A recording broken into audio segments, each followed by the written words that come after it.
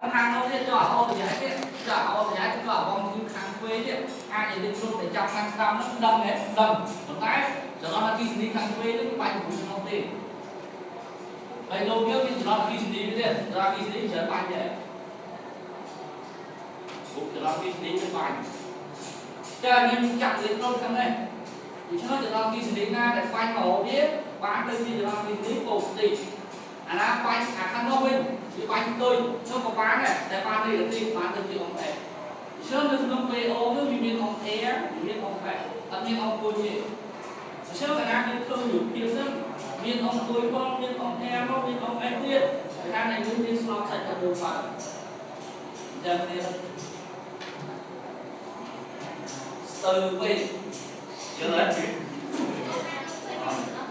vâng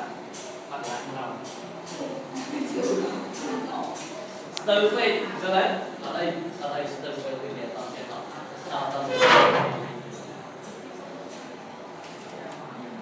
lúc cháu ở toàn giờ đi ăn bắp thì đấy dễ thấm ông p được nào mà đấy tôi sẽ cái nó tôi nên tỏ trong cái tiết tập tập ở quê